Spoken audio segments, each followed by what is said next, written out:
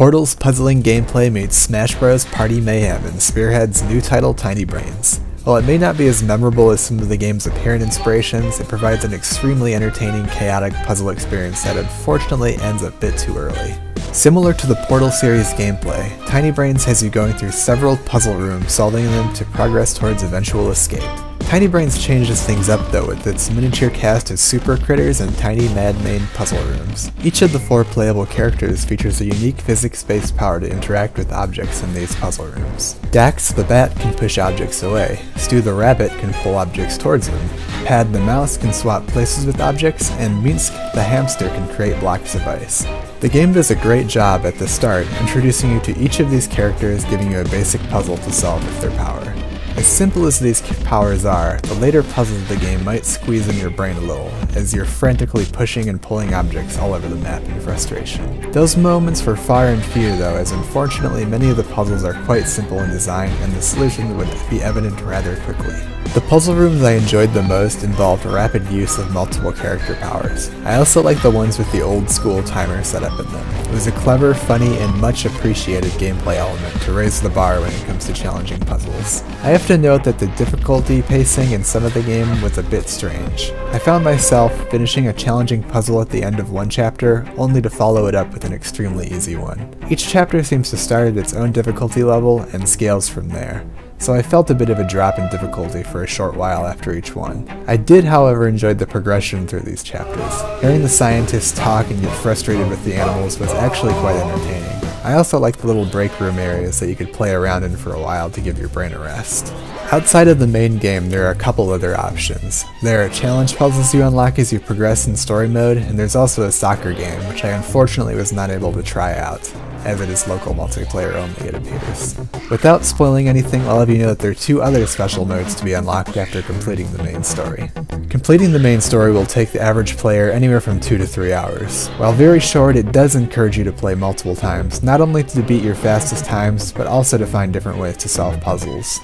Because of your tool set of powers and the wacky nature of the game's physics, you never know how you might end up solving something.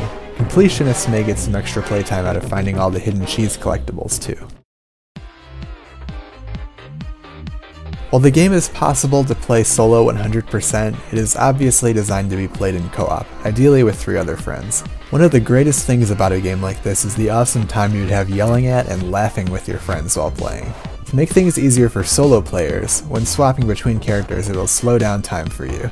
This is almost a necessary addition for some of the faster paced puzzles that require multiple powers used one after the other. I absolutely loved the look of this game. It had a truly unique style to its graphics that I honestly can't compare with anything else. It had a cel-shaded look, but it was its own unique version of it that brought the colorful neon light-filled areas to life. I loved all the little touches in the puzzle areas too, that made them look handcrafted with things like popsicle sticks. Some of these areas had destructible environments as well, and it was pretty cool seeing the physics in action as walls and floors were exploding. I had very little performance problems in the PC version of the game. I stayed at a solid 60 frames per second most of the time, and even when recording gameplay footage.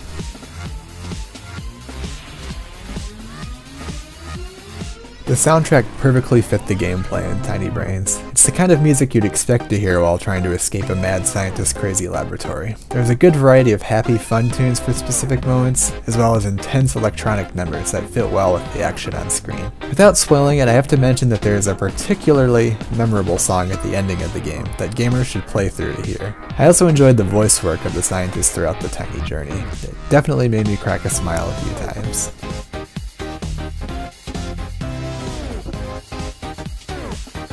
Despite being super short, I can definitely recommend Tiny Brains to gamers that love this style of puzzle-solving gameplay. I'd recommend that you have some friends to play with though, unless you don't mind matchmaking with some strangers or playing solo. Some may find the puzzles too easy, but there are definitely some clever designs sprinkled throughout the story. The extra content available outside the story definitely helps extend the game's replay value too. I'll probably end up remembering Tiny Brains more so for its characters, art style, and music rather than its puzzles. Being able to solve puzzles in numerous ways was very cool, but sometimes it took the cleverness potential out. If we get the opportunity to see Tiny Brains 2, I'd like to see a stronger focus on solving puzzles in a specific way that needs to be figured out by the player. I certainly hope we see another, as I'm left wanting more puzzling content to conquer with my tiny brained friends.